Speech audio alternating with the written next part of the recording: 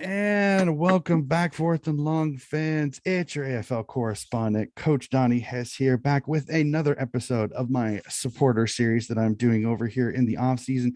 And today, ladies and gentlemen, I have a very good friend with me, Mr. Richard Young. Rich, how are you? Dick, how are you doing, sir?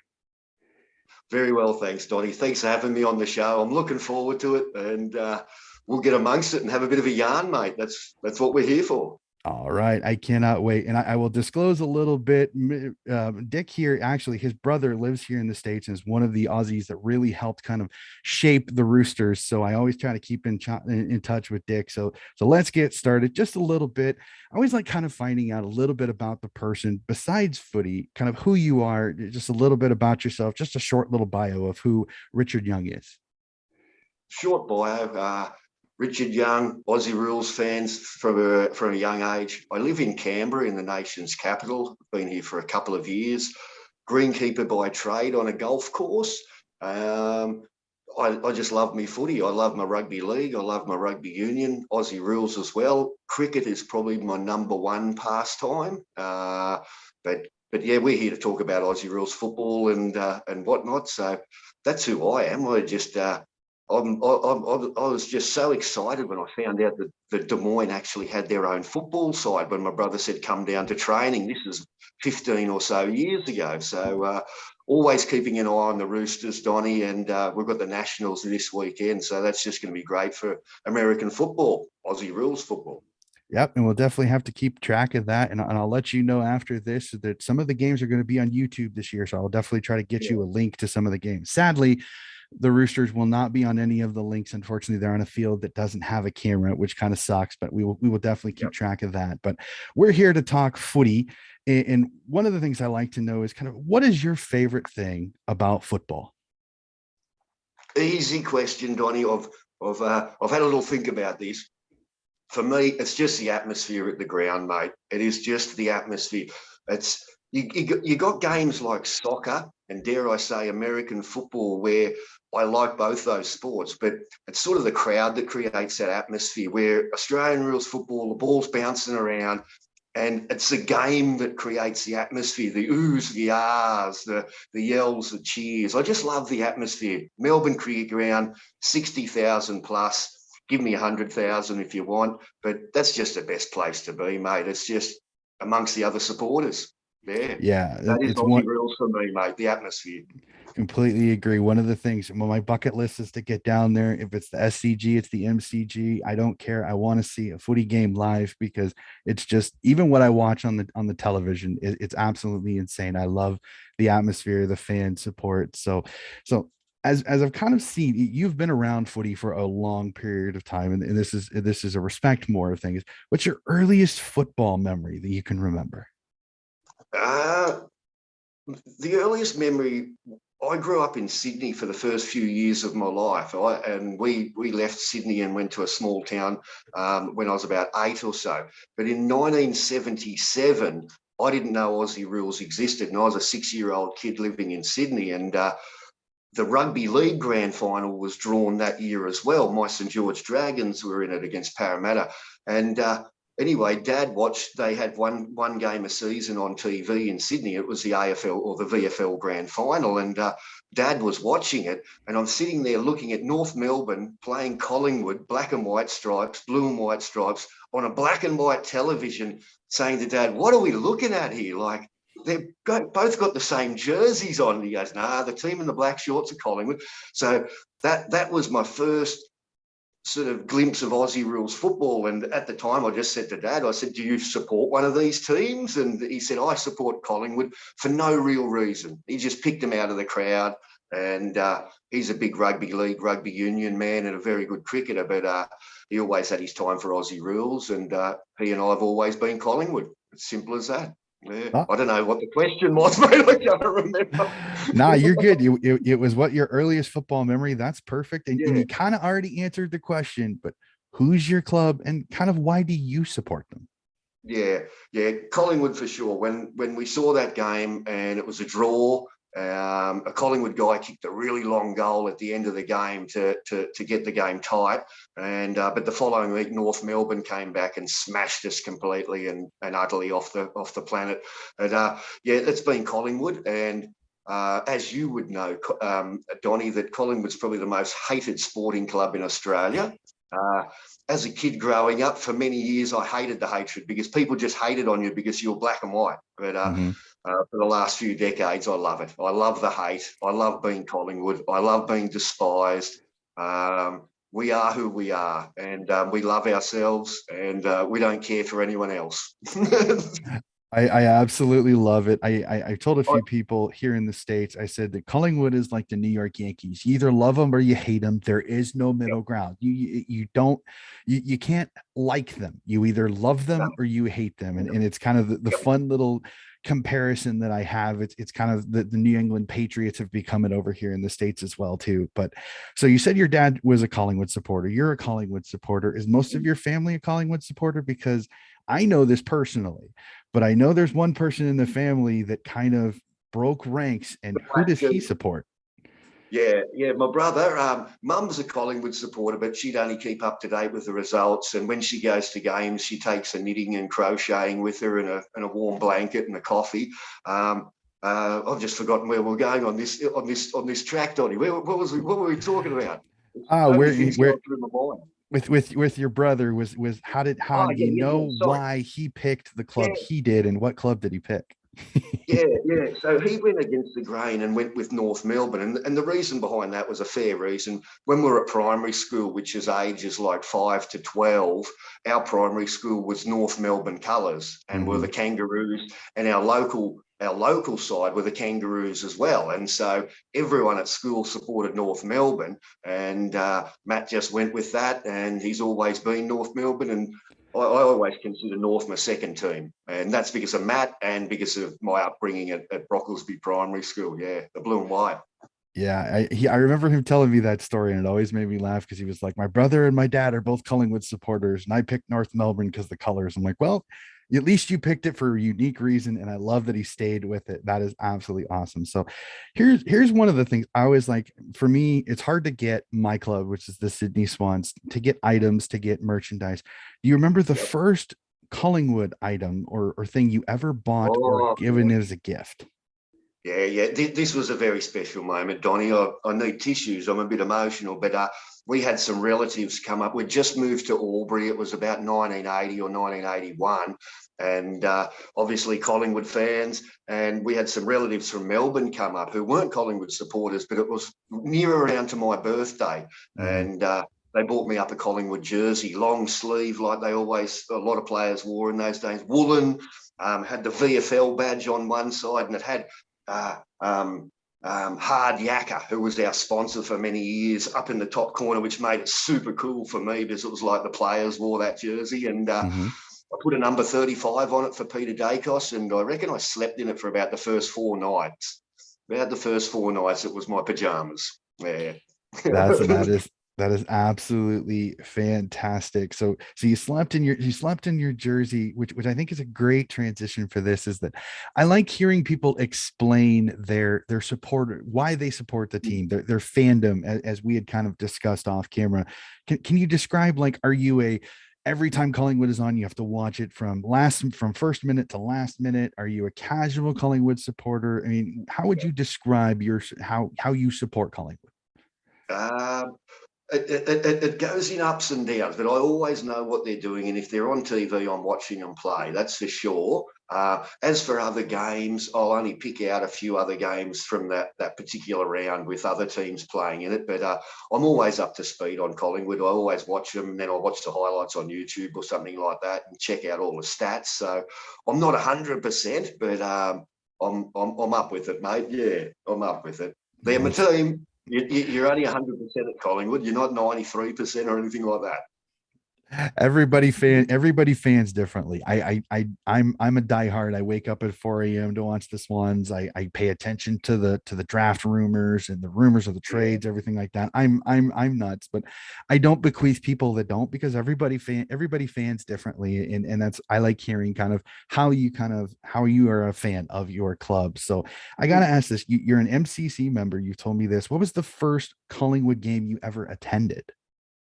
Uh, yeah, an MCC member is, yeah, it's a member of the Melbourne Cricket Ground, which is where the home of Aussie Rules footy. So I'm very lucky to be a member there. That to be on the waiting list took me about 20, 21 years before my name came up. But nowadays, it'd be 30-year waiting list to get into the members. At the Melbourne Cricket Ground, that section of members stand holds about 22,500 of us. And yeah, it's a great place. But where I first ever saw Collingwood, that was the question, wasn't it, Donnie? Mm-hmm.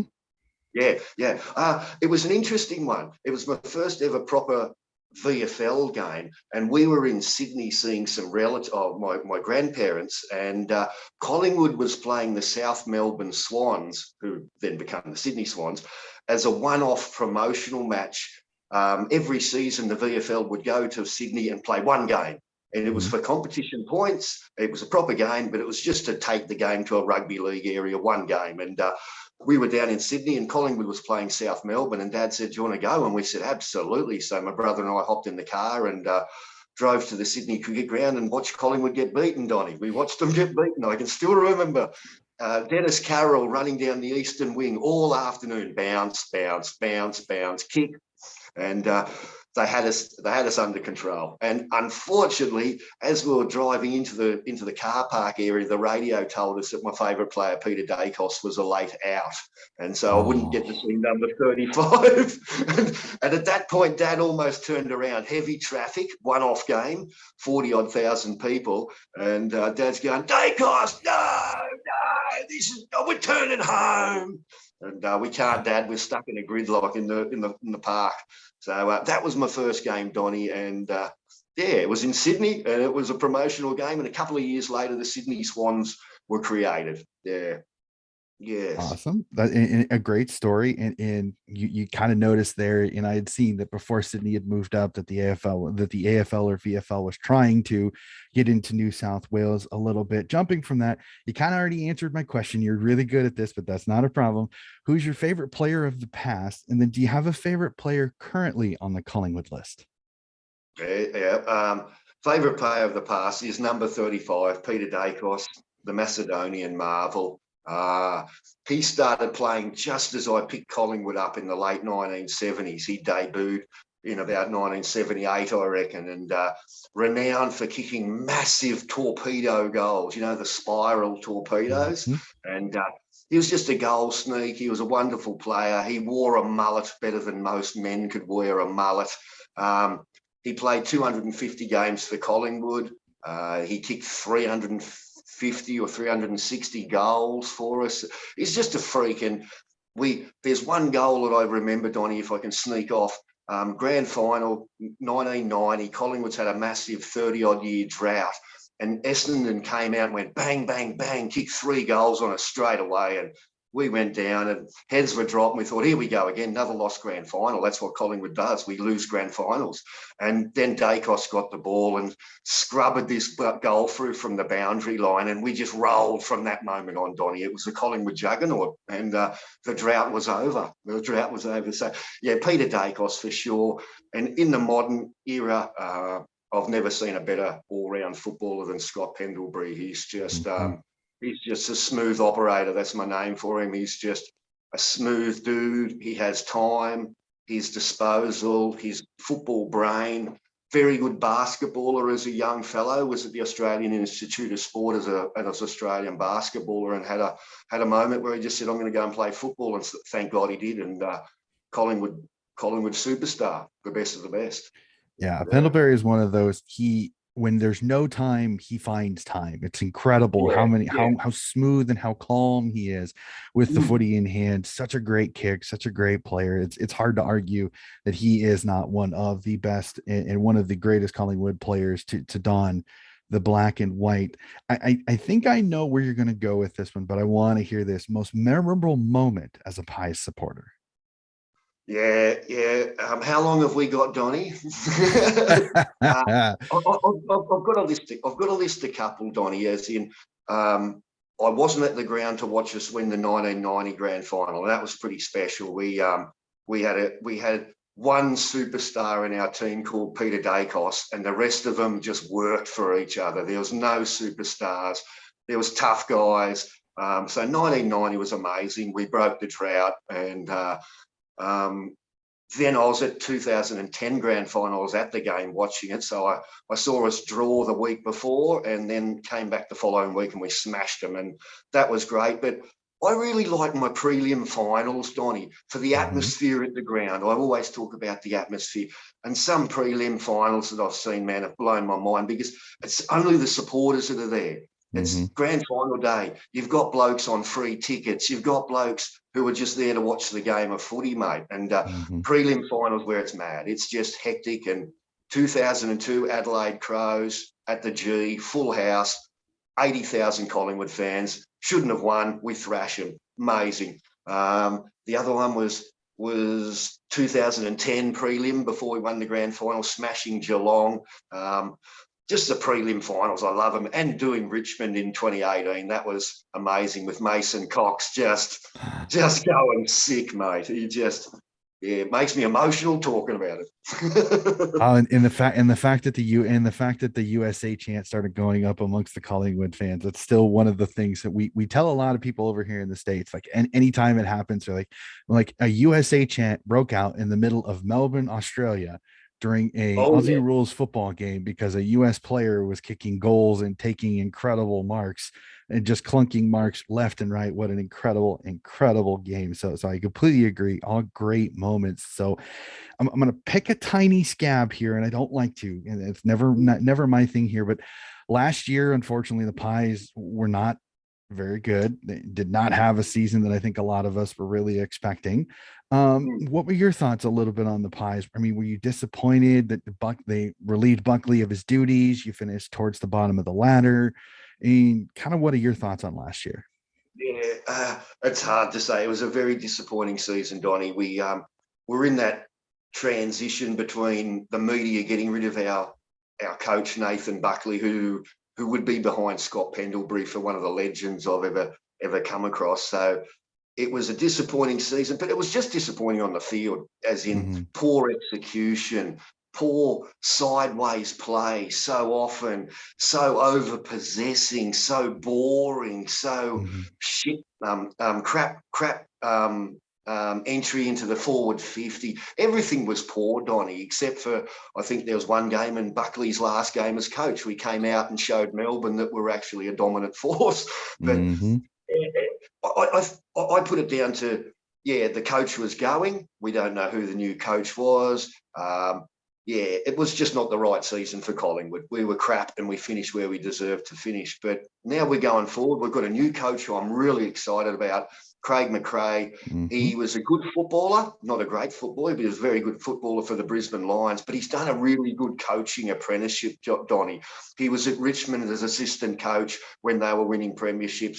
He's done VFA, which is Melbourne district football. He's been Mm-hmm. around a lot of clubs. So he only gets ticks for me, and he's brought a couple of his own men with him as well. So I'm looking forward to seeing how Collingwood goes. I don't know how we'll go though, mate, but I'm looking forward to the season more than I was looking forward to last season. Yeah.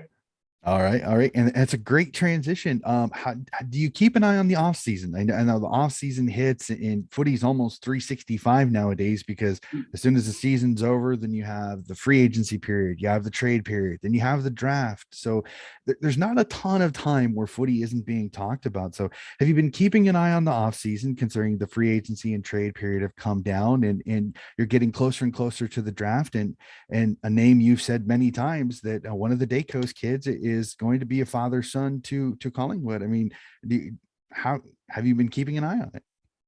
Yeah, I don't keep an eye on off-season moves or anything that much, Donnie, other than what might come past me on social media or on my Mhm. fan pages and that. It's I pretty much sit down to the first game of the season and go, right, what do we got here, boys? But Mhm.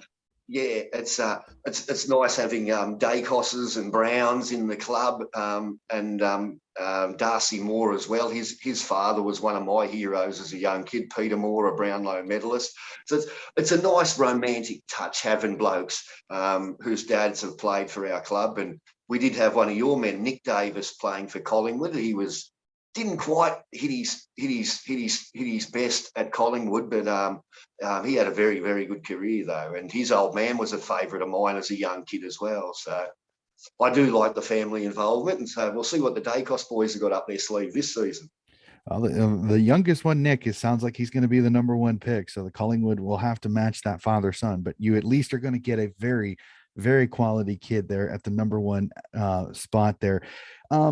I'm never one for expectations, but I know some people do. Do you have any expectations for next year? Do you see an increase in the ladder? Do you think Collingwood's going to kind of Hmm. Meyer back in the back, kind of pick up some draft picks for a couple of seasons until Craig McRae can kind of get everything in from his system that he wants?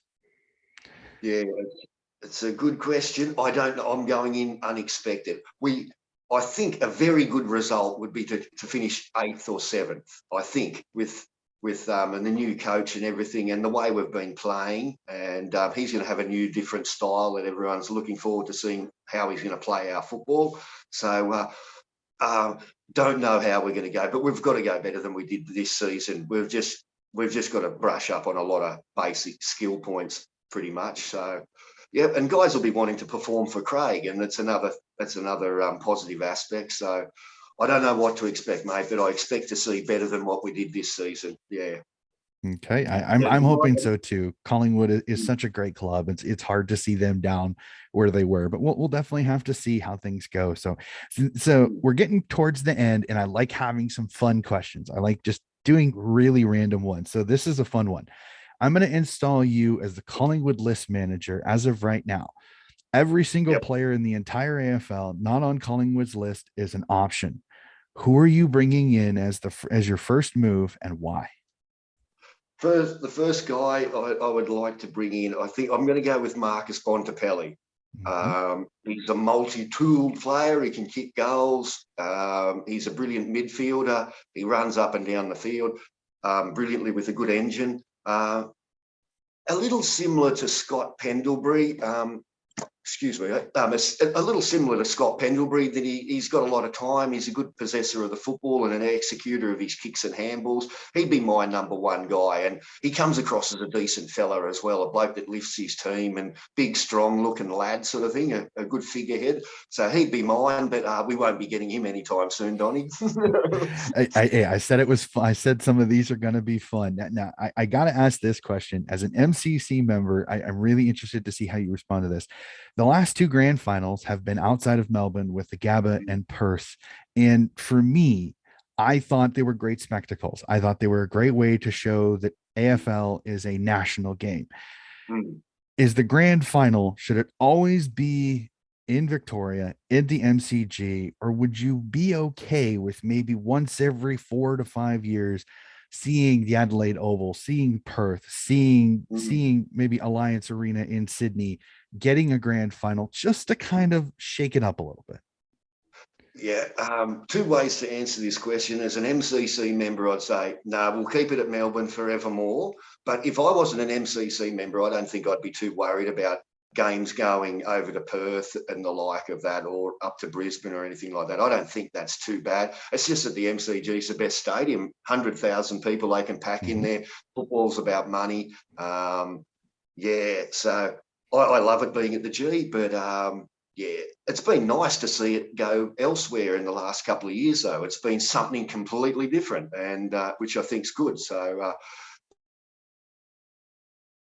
like you said, every 5 years they took it away somewhere. I could wear that. I haven't Mhm. got much of a choice in the matter, really, Donnie. It's not like I could argue the toss, but knowing that you could possibly see Collingwood playing finals games, and is why I just love it. Where I can just Mhm. walk into the ground every game, and I've done that through a few final series. Just watched every game at the Melbourne Cricket Ground over the course of the finals. Just had a gluttony. Yeah, and I can understand that. And as I've said with most people, I thought the Perth Grand Final was amazingly well done. But I agree with you. It's if you're purely going off financials, the MCG is it. It's 100,000. There is no bigger stadium.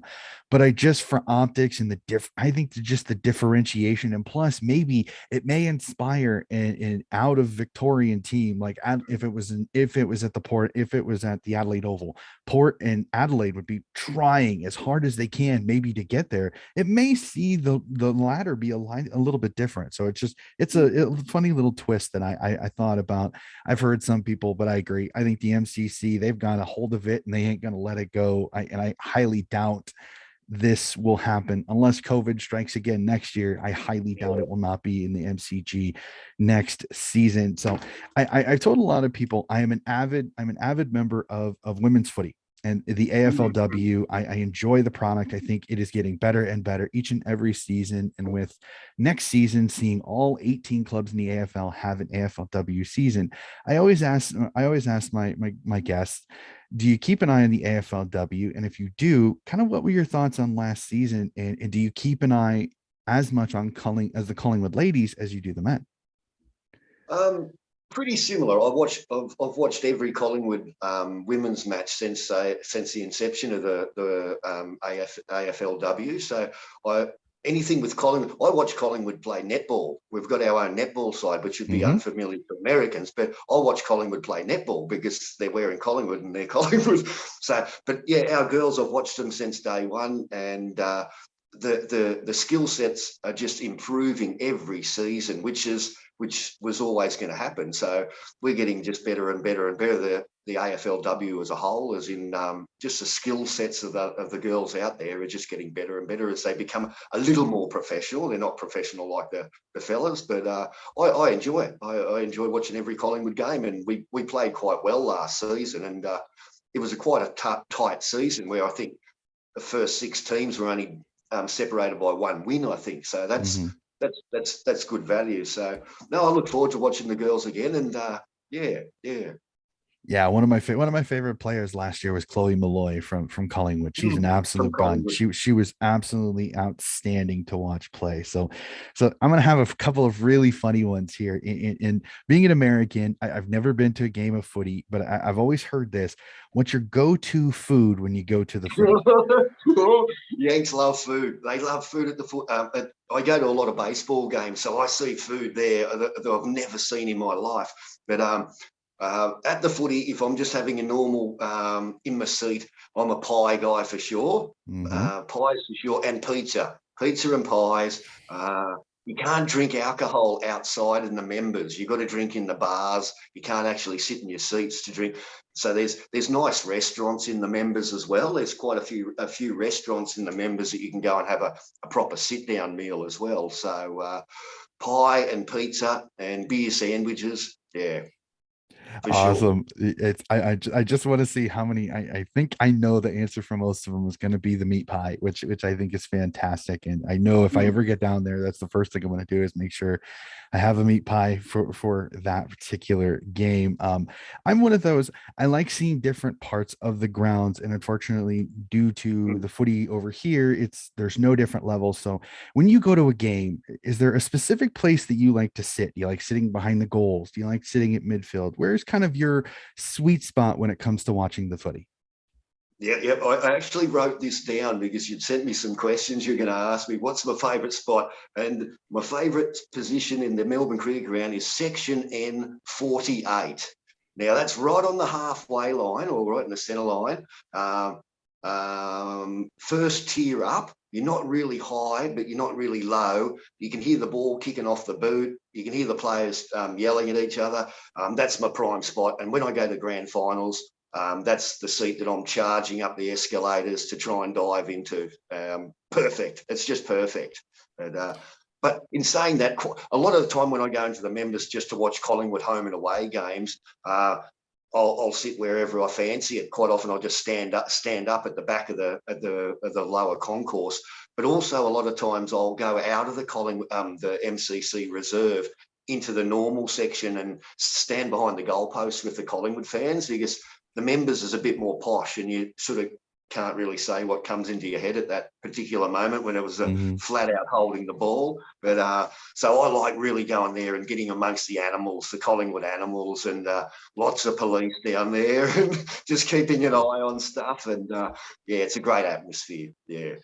Yeah, I really want to see a game from behind the goals, just to be able to see kind of the movement of the players. I think my coaching background and seeing some of the vision on some of the footy things, like I really would love to see it from about halfway up, where I can watch the movement, the ball movement. I think that'll be absolutely awesome if I ever do. So we're getting close to the end, but for me, I like there's some Americans that are watching our channel and are listening to this podcast. So just really quickly, could you give me just a quick pitch to, if they're an American fan that hasn't chosen the AFL team, why they should choose Collingwood?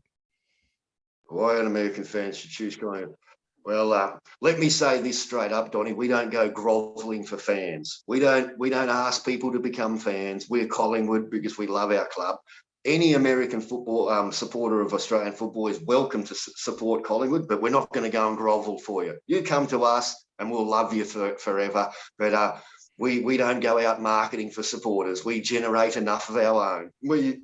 So I just say, if you want to get on board with the biggest, most hated sporting club in Australia, Collingwood's your team. And that's it. Yeah, I've never tried to influence anyone to become a Collingwood supporter in my entire life, mate. If you want to be, you want to be. I absolutely love it. I think that's a great way to kind of approach it. I'm one of those that I may be a Swan supporter, but if I meet an American that wants to get into it, I'm just more of wanting them to be in love with the sport. If they love my club, that's great. If they don't, I'm willing to help them find whatever club it is. So I completely agree with that. I love that stature, because I think you're going to find a club that's going to match what you like. So I think that's a great look at it. And I always, for my final question, I always love asking this, because it's always intriguing hearing the different answers. Favorite game of footy you've ever seen? For if it doesn't involve Collingwood, I'm going to say you should know all the statistics on this game. The Nick Davis went fruit bat in the last quarter at the SCG to win the prelim final. That was a pretty hectic. I didn't watch that live. I just watched that on the TV. And then they came back and won the grand final the following week, I think. 2 weeks. I think they played St. Kilda in the preliminary final, because I was in the limb. Oh, yeah.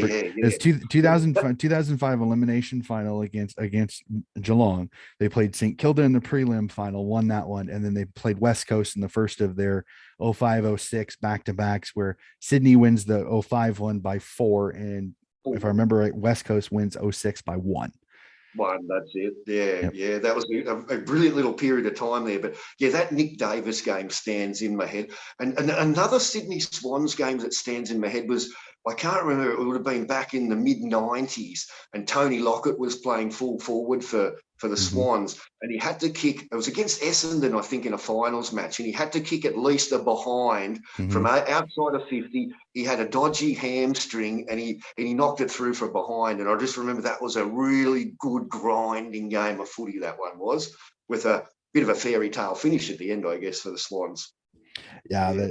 I've heard several stories about that one. I want to try to find footage of that, but I've heard a lot of some of the Swan supporters that I talked to about that one. So, well, Dick, this has been another awesome conversation. It's great to catch up with you. I know we haven't chatted since the last time you've been over to the States. We were kind of talking off camera about that, but I want to thank you for being my Collingwood supporter. It's been an awesome chat with you. Absolutely, mate. I've enjoyed it myself. And all I want to say, Donnie, is that love to see you down here and to be able to take you through the MCG, a full guided tour, museums in the members, the restaurants, the beers, the food, the fans. And and I'm more than happy to go to Sydney Cricket Ground with you as well, mate. It's only about 3 hours from where I am here in Canberra. Melbourne's about 4 hours from Canberra. So we're sort of in the middle. Well, once this COVID crap is all done and I can get the money to get down there, you are on. I'm absolutely on it. I've got several people. In fact, I've even got an invite to Perth as well. So Yep. if I ever get down to Australia, I may have to take like a month because I've got several friends that have all reached out and have expressed wanting to host me or at least catch up with me if I ever get into Australia. So ladies and gentlemen, this has been another of my supporter series. Again, Dick, thank you again so much for talking with me. We will be back very, very soon. I've got a ton of these scheduled. Keep an eye out. They are coming thick and fast. I cannot wait. Thank you again, and have a wonderful evening.